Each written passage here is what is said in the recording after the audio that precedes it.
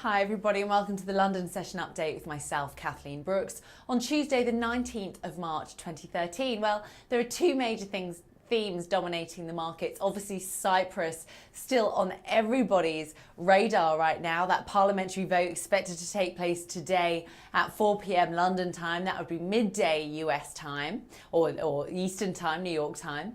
But also the UK. We've got a really busy couple of days coming up for the UK. We had CPI this morning. We also have the BOE minutes tomorrow morning and the budget. So let's take a look at what cable has been doing. Now this is the sterling US dollar rate. As you can see, this is the hourly chart. We've been trading within a range with 151.25 in just the last couple of days, acting as key resistance ahead of 152.20. And on the downside, 149.50 has been acting as good support there. Kind of in the middle right now. We had a bit of a bounce higher on the back of some CPI data out of the UK. It showed that prices had moved higher in February. Annual inflation rises now 2.8%. That's up from 2.7% in January. Now that was expected by the market, but the knee-jerk reaction higher back to that kind of 150.70 to 80 mark was really on the back of, and even getting above 151 actually to 151.20, was really on the back of expectations that, well, maybe if there's big inflation fears, we won't get as much QE. So remember, we've had a lot of QE expectation weighing on the pound. When you get the opposite effect, it does have an impact of pushing that higher. But we tend to think that any strength in the pound will actually be sold into. And what we'll actually see instead is sellers come in. There's two reasons for that. We think the Bank of England minutes tomorrow might just highlight that people are willing, or the Bank of England is willing to move through or see through the higher levels of inflation as it has done for the last goodness knows how many years. But also that they're still going to have to stick very steadily to a very loose monetary policy and potentially drip feed more QE into the Bank of England economy because of the economic outlook. We also get the budget tomorrow. If there's no fiscal support, that suggests we're going to have to rely on loose monetary conditions to try and boost our economy once again. So again, anything towards that 151.5 mark, we think is going to be sold into by cable bears out there, because we think that any strength is going to be used to sell into it. But however, the downside may be limited because the pound is getting some safe haven flows. You're seeing that in euro sterling on the result of this Cyprus activity.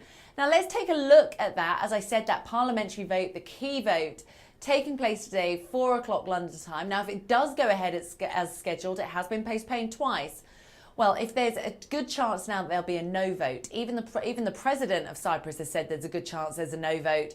There's two ways that could go. Number one, it could suggest bankruptcy. It could suggest Cyprus being out of the EU. The other thing it could suggest is that maybe it's kind of Cyprus calling the bluff of the Europeans, and what they'll try and do instead is go back, have another vote with slightly less onerous terms. Now, how does this impact the euro? Well, as you can see, the euro has fallen, but we haven't had a huge sell-off, considering Cyprus has been causing a lot of worry, and there's been a lot of kind of fundamental chatter out there about how these deposit levies on the banks really is a game changer for the entire eurozone. But we haven't really seen that in price action, certainly not in the euro.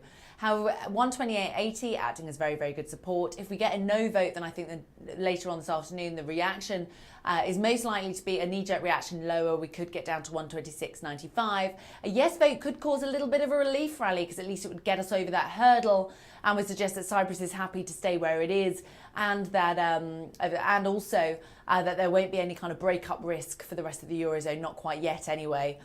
So what we could do is get maybe back above that 130 level, back towards 130.50. But right now we've been fairly trading in a very tight range, 129.15 on the downside with 129.65 on the upside. We're currently smack around in the middle of that, around 129.5. And we think that we'll just drift into this meeting. But as I said, the key support there is 128.80. If we get a daily close below there tonight, on the back of what's gone on in Cyprus, that would be a very bearish development for this cross. So all eyes are on Cyprus. That's really going to give us our kind of short to medium term direction for across the FX spectrum and across the risk spectrum. So do watch out for that later today, and do join us tomorrow for more. Thank you.